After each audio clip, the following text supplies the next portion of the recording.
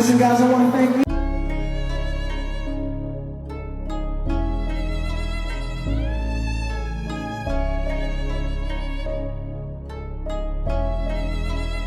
It begins not on stage, not under the glow of Vegas lights or Grammy spotlights, but in silence.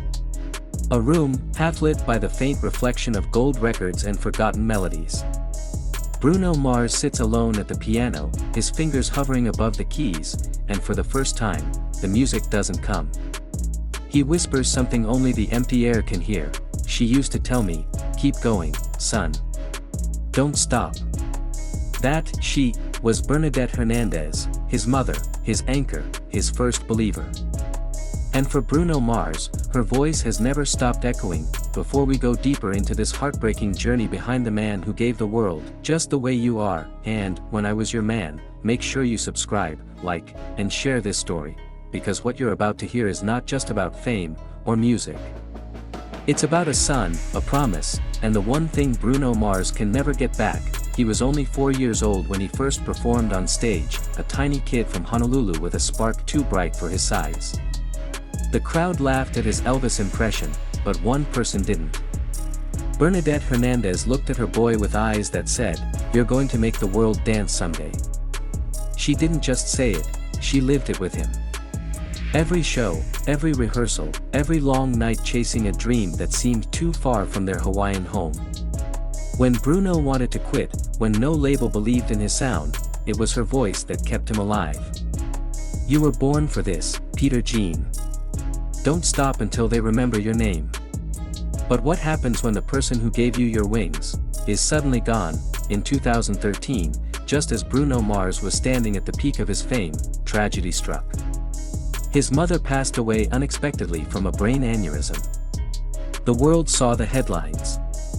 But what no one saw was the silence that followed, the silence that swallowed Bruno whole. He canceled interviews, retreated from the public eye, and disappeared into the shadows of his own success. He told close friends he felt like half of me was gone. Those weren't just words, they were confessions from a son whose compass had shattered. Every lyric, every note that came after was touched by her absence. When he sang, "Talking to the Moon," it wasn't about love, it was about her. When he performed, "When I Was Your Man," on stage, his voice cracked, not because of heartbreak over a lover, but because the song had become something else. A confession. A conversation with a ghost. There's a hidden story behind his biggest performances. Watch closely. At the 2014 Grammys, Bruno Mars looked upward before his final note.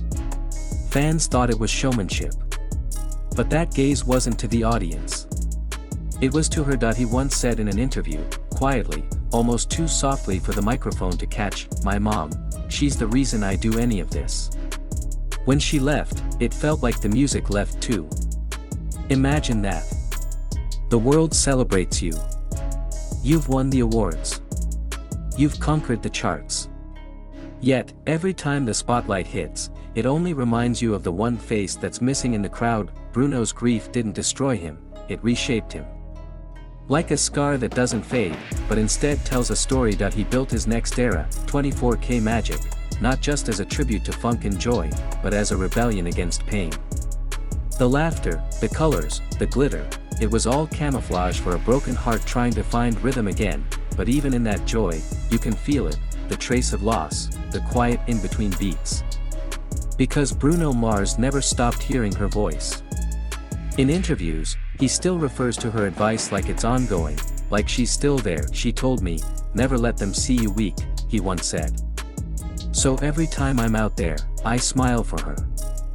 Then came the twist no one saw coming. In 2022, during a private rehearsal in Los Angeles, a sound engineer overheard Bruno singing an unreleased song.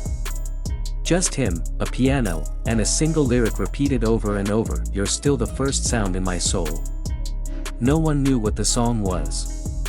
He's never performed it. Never shared it. Insiders say it was written for his mother, and that Bruno Mars keeps it locked away, a song he refuses to release. Because it's too personal. Too sacred. It's the song he'll never sing again, because it wasn't meant for the world. It was meant for her. Through the years, fans have noticed small tributes. On Mother's Day, he sometimes posts a single rose emoji.